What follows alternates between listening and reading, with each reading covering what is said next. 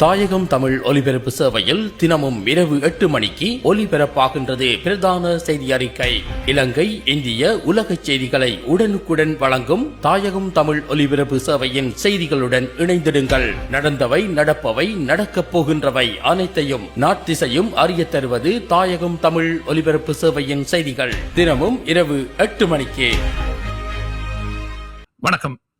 தாயகம் தமிழ் ஒலிபரப்பு சேவையின் முதன்மை செய்திகள். செய்தி ஆசிரியர் பிரமீளா தியாகராஜா. செய்திகள் வாசிப்பவர் பாலா விக்னேஸ்வரன்.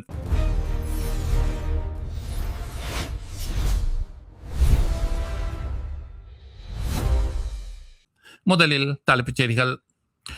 தையிட்டி விகாரை விவகாரம் குறித்து யாழ்ப்பாண பல்கலைக்கழகத்தில் விசேட கலந்துரையாடல்.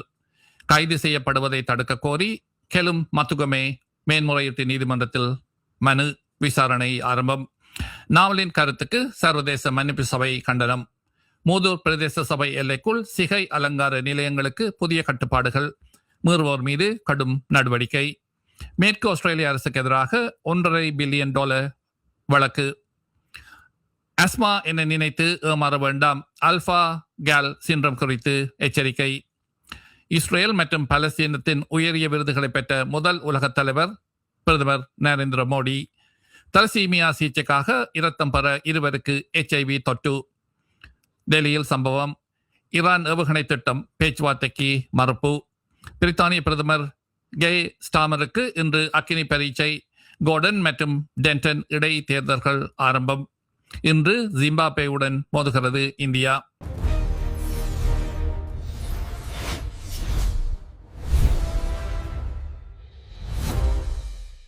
யாழ்ப்பாணம் தையிட்டி பகுதியில் தனியார் காணியை ஆக்கிரமித்து அமைக்கப்பட்டிருக்கும் விகாரையை முன்னிறுத்தி அரச மதமும் தனியார் காணியும் எனும் பொருளில் விசேட கலந்துரையாடல் ஒன்று ஏற்பாடு செய்யப்பட்டுள்ளது. யாழ்ப்பாண பல்கலைக்கழக ஆசிரியர் சங்கத்தால் ஒழுங்கமைக்கப்பட்டிருக்கும் இந்த கலந்துரையாடல் நாளைய தினம் மாலை 2 மணி முதல் 4 மணி வரை பல்கலைக்கழக நூலக கேட்போர் கூடத்தில் நடைபெற இருக்கிறது. வடக்கு மற்றும் கிழக்கு மாகாணங்களில் பௌத்த மத சின்னங்களை மையமாக கொண்டு முன்னெடுக்கப்படும் நில ஆக்கிரமிப்புகளில் முதன்மையானதாக தையிட்டி விவகாரம் பார்க்கப்படுகிறது. இந்த சூழலில் அரச மதத்தின் செல்வாக்கு மற்றும் தனியார் காணி உரிமைகள் தொடர்பாக எழுந்திருக்கும் சட்ட, சமூக மற்றும் மனித உரிமை பரிமாணங்கள் குறித்து இங்கே விரிவாக விவாதிக்கப்பட இருக்கிறது.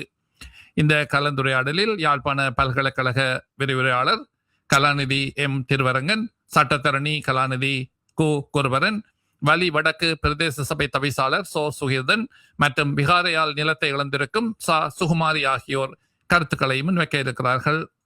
மாணவர்கள், கல்வியாளர்கள் மற்றும் சமூக செயற்பாட்டாளர்கள் என அனைவரும் இதில் கலந்து கொண்டு கருத்துக்களை பகிர்ந்து கொள்ள முடியும் எனவும் ஆசிரியர் சங்கம் அறிவித்துள்ளது. உயிர்த்த ஞாயிறு தாக்குதல் சம்பவம் தொடர்பில் தாம் கைது செய்யப்படுவதை தடுக்கும் உத்தரவை பிறப்பிக்குமாறு இராணுவ புலனாய்வின் பிரிவின் முன்னாள் உறுப்பினர் கர்னல் கெலும் மத்துகமே தாக்கல் செய்த மனு மேன்முறையீட்டு நீதிமன்றில் பரிசீலனைக்கு எடுத்துக் கொள்ளப்பட்டிருக்கிறது. மனுதாரர் சார்பில் முன்னிலையான சட்டத்தரணி அலி ஷப்ரி, சுரேஷ் ஷாலே போன்ற அதிகாரிகள் தேசிய பாதுகாப்புக்காக ஆற்றிய அர்ப்பணிப்புகளை மன்றுக்கு எடுத்துரைத்தார். குறிப்பாக தமிழ் செல்வனை இலக்கு வைத்தமை மற்றும் குமரன் பத்மநாதனை நாட்டுக்கு அழைத்து வந்தமை போன்ற நடவடிக்கைகளில் அவர்களின் பங்களிப்பை சட்டத்தரணி சுட்டிக்காட்டினார். வவுணதீவு பகுதியில் 2 போலீஸ் அதிகாரிகள் கொல்லப்பட்டமை தொடர்பான விசாரணைகளை திசை திருப்பியதாக கூறி கர்னல் கெலும் மத்துவகேவுக்கும் எதிரான குற்ற புலனாய்வு திணைக்களம் முன்னெடுக்கும் விசாரணைகளுக்கும் எந்தவித அடிப்படை சாட்சிகளும் இல்லை எனவும் அவர் குறிப்பிட்டார். அசாத் மௌலானா சர்வதேச ஊடகம் ஒன்றுக்கு வழங்கிய நேர்காணலை அடிப்படையாக கொண்டு முன்னெடுக்கப்படும் இவ்வாறான விசாரணைகள் மூலம் பாதிக்கப்பட்ட தரப்புக்கு நீதி கிடைக்காது எனவும் ஷானி அபேசகர தலைமையிலான விசாரணைகளில் நியாயத்தை எதிர்பார்க்க முடியாது என்றும் சட்டத்தரணி அலி ஷப்ரி நீதிமன்றத்தில் வாதிட்டிருக்கிறார். பிரித்தானியாவின் ஆக்ஸ்போர்ட் மற்றும் கேம்பிரிட்ஜ் பல்கலைக்கழகங்களில் உரையாற்ற தமக்கு அனுமதி மறுக்கப்பட்டமை கருத்து சுதந்திரத்தை முடக்கும் செயல் என நாமல் ராஜபக்ச தெரிவித்த கருத்துக்கு சர்வதேச மன்னிப்பு சபையின் ஆய்வாளர் தியாகி ருவன் பத்ரன கடும் கண்டனம் தெரிவித்துள்ளார். ஊடகவியலாளர் கொல்லப்பட்டமை மற்றும் காணாமலாக்கப்பட்ட குற்றச்சாட்டுகளுக்கு உள்ளான ஒரு குடும்பத்தைச் சேர்ந்தவர் கருத்து சுதந்திரம் பற்றி பேசுவது பொருத்தமற்றது என அவர் சுட்டிக்காட்டியுள்ளார். ராஜபக்சக்களின் ஆட்சியில் ஊடகவியலாளர்கள் சித்திரவதைக்கு உள்ளாக்கப்படாமல் இருந்திருந்தால் நாமலின் இந்த வாதம் செல்லுபடியாகி இருக்கக்கூடும் எனவும் அவர் தமது எக்ஸ் பதிவில் குறிப்பிட்டுள்ளார். இந்த சூழலை சாதகமாக பயன்படுத்தி தெற்கில் மீண்டும் இனவாதத்தை தூண்ட நாமல் ராஜபக்ச முயற்சி செய்கிறார் என்றும் அவர் மேலும் சாடியிருக்கிறார். மூதூர் பிரதேச சபைக்குட்பட்ட சிகை அலங்கார நிலையங்களில் செயற்பாடுகளை ஒழுங்குபடுத்தும் நோக்கில் புதிய சுகாதார மற்றும் ஒழுக்க விதிமுறைகள் உடனடியாக அமலுக்கு கொண்டு வரப்பட்டுள்ளன. இதன்படி அனைத்து நிலையங்களும் வரும் மார்ச் மாதம் 5ஆம் தேதிக்கு முன்னர் தமது வியாபார உரிமத்தை பெற்றுக்கொள்ள வேண்டும் எனவும் தவறும் பட்சத்தில் அவை உடனடியாக மூடப்படும் எனவும் அறிவிக்கப்பட்டுள்ளது. முக்கியமாக பாடசாலை மாணவர்களுக்கு முறையற்ற வகையில் முடிவெட்டுதல், கோடு இடுதல் அல்லது வர்ணம் பூசுதல் போன்றவை முற்றாக தடை செய்யப்பட்டுள்ளன.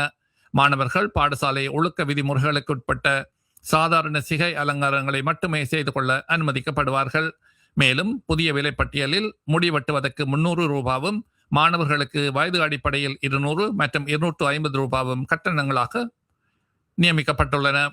அனைத்து நிலையங்களும் திங்கட்கிழமைகளில் மூடப்பட வேண்டும் என்பதோடு முஸ்லிம் பகுதிகளில் உள்ள நிலையங்கள் வெள்ளிக்கிழமை ஜும்மா தொழுகை நேரத்தில் மூடப்பட்டிருக்க வேண்டும் என்பதும் இப்போது கட்டாயமாக்கப்பட்டுள்ளது. சமூக ஒழுக்கம் மற்றும் சுகாதாரத்தை பேண பொதுமக்கள் ஒத்துழைப்பு வழங்க வேண்டும் என்றும் மூதூர் பிரதேச சபை கோரிக்கை விடுத்திருக்கிறது. கச்சதீவு புனித அந்தோனியார் ஆலயத்தின் வருடாந்த திருவிழாவில் கலந்து கொள்வதற்காக தமிழகத்திலிருந்து 3996 யாத்ரீகர்கள் தீவுக்கு செல்ல இருக்கிறார்கள். வரலாற்று புகழ்பெற்ற கச்சதீவு புனித அந்தோனியார் ஆலயத்தின் வருடாந்த திருவிழா நாளைய தினம் கொடியேற்றத்தோடு ஆரம்பமாகிறது. திருவிழாவில் பங்கேற்பதற்காக தமிழகத்திலிருந்து பெருமளவான பக்தர்கள் கடல் வழியாக வருகை தருகிறார்கள். தமிழகத்தில் இருந்து புறப்படும் யாத்திரிகர்கள் நாளைய தினம் காலை ராமேஸ்வரத்தில் முறையான சோதனைகளை முடித்துக் கொண்டு கச்சதீவு நோக்கி பயணத்தை ஆரம்பிக்க இருக்கிறார்கள். இலங்கை கடற்படை மற்றும் மாவட்ட செயலகம் இணைந்து யாத்திரிகர்களுக்கான குடி தண்ணீர், சுகாதாரம் மற்றும் பாதுகாப்பு வசதிகளை கச்சதீவில் ஏற்கனவே தயார் செய்திருப்பதும் குறிப்பிடத்தக்கது. இந்திய கம்யூனிஸ்ட் கட்சியின் மூத்த உறுப்பினர் நல்லகண்ணுவின் உடலுக்கு நாடாளுமன்ற உறுப்பினர் சிவஞானம் ஸ்ரீதரன் நேரில் சென்று அஞ்சலி செலுத்தியிருக்கிறார். 101 வயதுடைய நல்லகண்ணு உடல்நலக் குறைவால் நேற்று காலமானார். சென்னையில் இருக்கும் சிபிஐ அலுவலகத்தில் அவரது உடல் அஞ்சலிக்காக வைக்கப்பட்டிருக்கிறது. இந்த நிலையில் நாடாளுமன்ற உறுப்பினர் சிவஞானம் ஸ்ரீதரன் தமிழகத்துக்கு சென்று நல்லகண்ணுவின் உடலுக்கு அஞ்சலி செலுத்தினார். இது குறித்து அவர் தமது சமூக வலைதளத்தில் இந்திய சுதந்திர போராட்டத்தில் பங்காற்றியதோடு ஒடுக்கப்பட்ட மக்களின் உரிமைகளுக்காக தனது வாழ்நாளை முழுமையாக அர்ப்பணித்த பெருந்தகை நல்லகண்ணு ஐயாவுக்கு நேரில் சென்று இறுதி அஞ்சலி செலுத்தினேன். எளிமை, நேர்மை, சமூக நீதி, சமத்துவம் ஆகிய உயரிய மதிப்புகளின் உருவாக வாழ்ந்த அவர் தலைமுறைகள் கடந்தும் வழிகாட்டும் ஒளியாக நிலைத்திருப்பார். அவரது மறைவு அரசியல் உலகுக்கும் சமூக நீதிக்கும் போராடும் மக்களுக்கும் ஈடு செய்ய முடியாத பேரிழப்பாகும் என்றும் இந்த பதிவு குறிப்பிடுகிறது.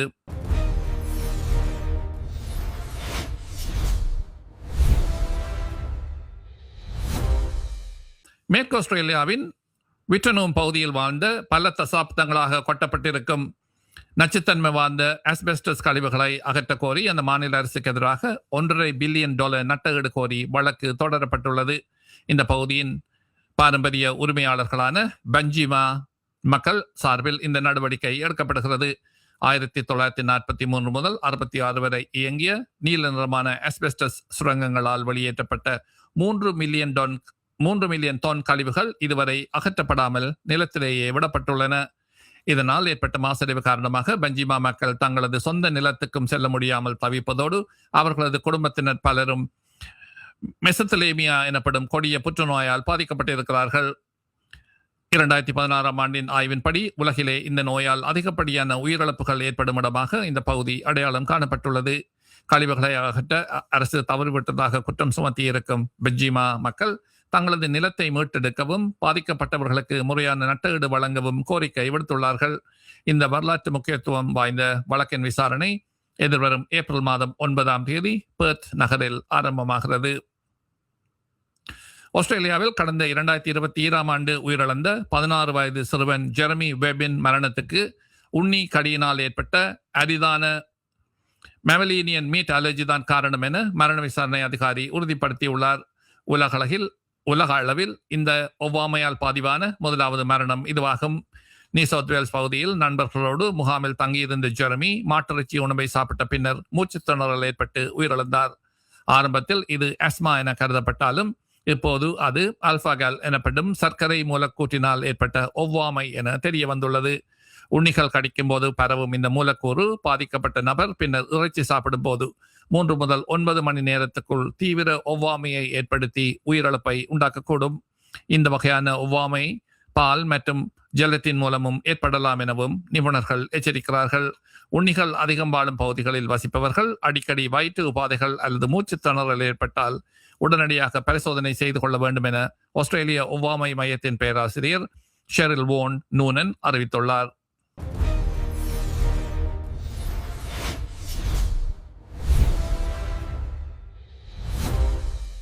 பிரதமர் நரேந்திர மோடி இஸ்ரேல் மற்றும் பலஸ்தீனம் ஆகிய 2 நாடுகளின் உயரிய விருதுகளையும் பெற்ற முதலாவது உலக தலைவர் என்ற தனித்துவமான வரலாற்று சாதனையை படைத்திருக்கிறார்.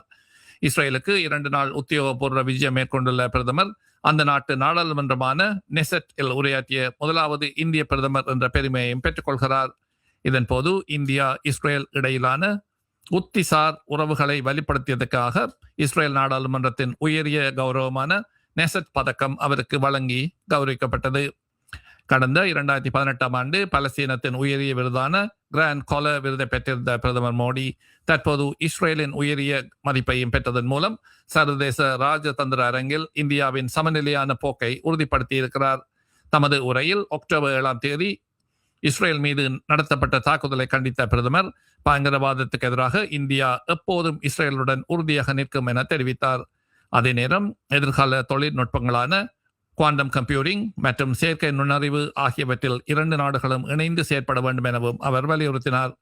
இந்த பயணம் வர்த்தக ரீதியாக பாரிய வெற்றியாகவும் பார்க்கப்பட்டாலும் காசாவில் நிலவும் மனிதநேய பேரழிவுகள் குறித்து பிரதமர் மௌனம் காப்பதாக எதிர்க்கட்சிகள் விமர்சனம் முன்வைத்திருப்பதும் குறிப்பிடத்தக்கதாகும். டெல்லி அருகே ஃபரீதாபாத் பகுதியில் அரிய வகை இரத்த நோயான தலசீமியா பாதிப்புக்கு தொடர்ச்சியாக இரத்தம் பெற்று வந்த 2 பேருக்கு எதிர்பாராத விதமாக HIV தொற்று ஏற்பட்டிருக்கும் சம்பவம் பெரும் அதிர்ச்சியை ஏற்படுத்தியுள்ளது. 11 வயது சிறுமி மற்றும் 22 வயது இளைஞர் ஆகியோரே இவ்வாறு பாதிக்கப்பட்டுள்ளார்கள். இரத்த சிவப்பு அணுக்கள் உற்பத்தியாகாத தலசீமியா நோய்க்காக இவர்கள் இருவரும் கடந்த பல ஆண்டுகளாக பிறரிடமிருந்து இரத்தம் பெறுவதையே நம்பி வாழ்ந்து வருகிறார்கள். இந்த நிலையில் இரத்த வங்கிகளில் வழங்கப்படும் இரத்தம் முறையாக பரிசோதிக்கப்பட்ட போதிலும் இந்த தொற்று ஏற்பட்டிருக்கிறது. HIV விண்டோ பீரியட் எனப்படும் ஆரம்ப கட்ட தொற்று நிலையில் உள்ளவர்களிடமிருந்து இரத்தம் பெறப்பட்டதே இதற்கு காரணம் என மருத்துவர்கள் கருதுகிறார்கள். வழமையான பரிசோதனைகளில் இத்தகைய வைரஸ்களை கண்டறிய முடியாது என்பதால் NAT எனப்படும் உயர்தர பரிசோதனை அனைத்து இரத்த வங்கிகளிலும் கட்டாயமாக்கப்பட வேண்டும் எனவும் பாதிக்கப்பட்ட குடும்பத்தினர் கோரிக்கை விடுத்துள்ளார்கள். ஏற்கனவே ஒரு நோயுடன் போராடி வரும் இவர்களுக்கு ஏற்பட்டிருக்கும் இந்த புதிய பாதிப்பு இந்திய அளவில் பெரும் விவாதத்தையும் ஏற்படுத்தியுள்ளது.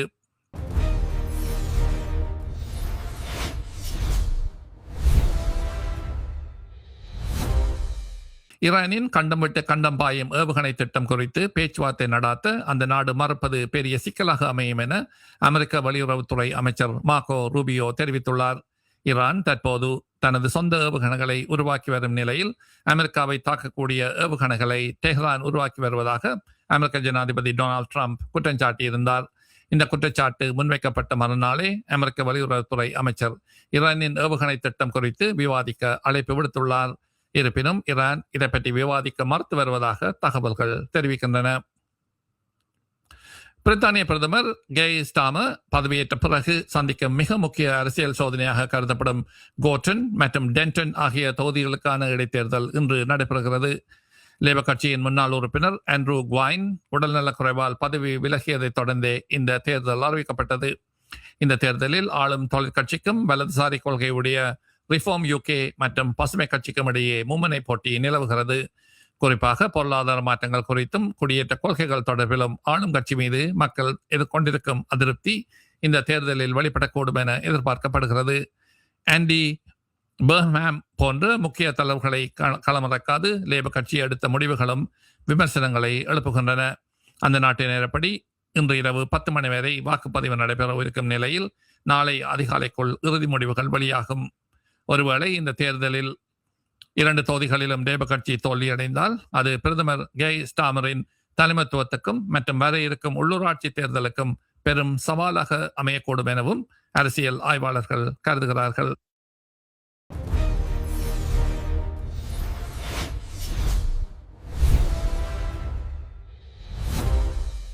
T20 உலக கிண்ணத்தின் சூப்பர் 8 சுற்றில் அரையிறுதி வாய்ப்பை உறுதி செய்யும் நோக்கில் தென்னாப்பிரிக்கா மற்றும் மேற்கிந்திய தீவுகள் அணிகள் இன்று மாலை 3 மணிக்கு அகமதாபாத் நகரில் மோதுகின்றன.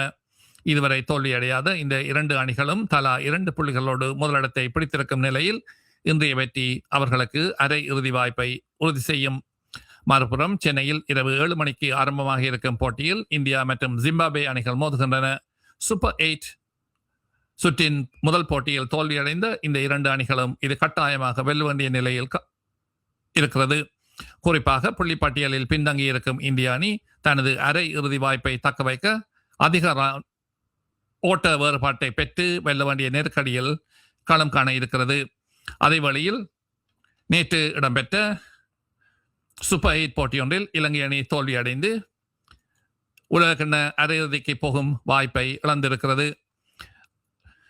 முதலில் துடுப்பாடிய நியூசிலாந்து அணி ஆரம்பத்தில் மீண்ட சிரமத்துக்கு உள்ளானாலும் 11.4 ஓவர்களில் 5 விக்கெட்டையும் 12வது ஓவர் முடியும் போது 6வது விக்கெட்டையும் 84 ஓட்டங்களுக்கு இழந்தவர்கள் அடுத்த 8 ஓவர்களில் 80 ஓட்டங்களை சேர்த்து 168 ஓட்டங்களை பெறுமாறு இலங்கையை கேட்டார்கள். அந்த வகையில் 7 விக்கெட் இழப்புக்கு 168 ஓட்டங்களை நியூசிலாந்து பெற்றிருந்தது.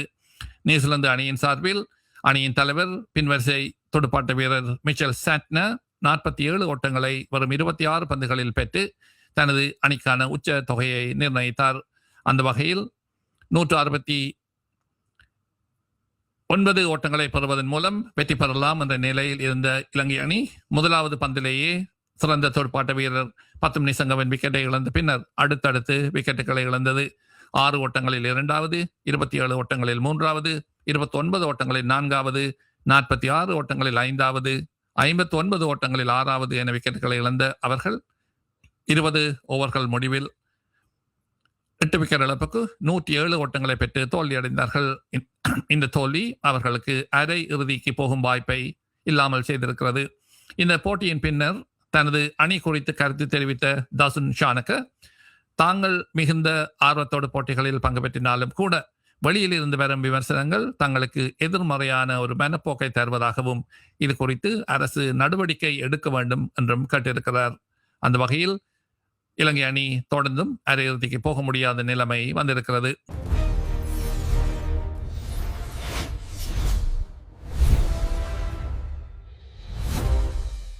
தையிட்டி விகாரை விவகாரம் குறித்து யாழ்ப்பாண பல்கலைக்கழகத்தில் விசேட கலந்துரையாடல். கைது செய்யப்படுவதை தடுக்க கோரி கர்னல் கெலும் மத்மகே மனு மேன்முறையீட்டு நீதிமன்றத்தில் விசாரணை. நாவலின் கருத்துக்கு சர்வதேச மன்னிப்பு சபை கண்டனம். மூதூர் பிரதேச சபை எல்லைக்குள் சிகை அலங்கார நிலையங்களுக்கு புதிய கட்டுப்பாடுகள். மீறுவோர் மீது கடும் நடவடிக்கை. மேற்கு ஆஸ்திரேலிய அரசுக்கு எதிராக $1.5 பில்லியன் வழக்கு. அஸ்மா என நினைத்து ஏமாற வேண்டாம். அல்பா கேல் சிண்ட்ரோம் குறித்து எச்சரிக்கை. இஸ்ரேல் மற்றும் பாலஸ்தீனத்தின் உயரிய விருதுகளை பெற்ற முதலாவது உலகத் தலைவர் பிரதமர் நரேந்திர மோடி. தலசீமியா சிகிச்சைக்காக இரத்தம் பெற்ற 2 HIV தொற்று. டெல்லியில் சம்பவம். ஈரான் ஏவுகணை திட்டம் பேச்சுவார்த்தைக்கு மறுப்பு. பிரித்தானிய பிரதமர் கை ஸ்டாமருக்கு இன்று அக்கினி பரீட்சை. கோட்டன் மற்றும் டென்டன் இடைத்தேர்தல்கள் ஆரம்பம். இன்று ஜிம்பாப்வே அணியுடன் மோதுகிறது இந்திய அணி. நேர்கள் இதுவரை கேட்டது தாயகம் தமிழ் ஒலிபரப்பு சபையின் முதன்மை செய்திகள். செய்தி ஆசிரியர் பிரமீளா தியாகராஜா. செய்திகள் வாசித்தவர் பாலா விக்னேஸ்வரன். இத்துடன் இந்த செய்தி அறிக்கை நிறைவு பெறுகிறது. மீண்டும் இன்னொரு செய்தி அறிக்கையில் சந்திக்கலாம். வணக்கம்.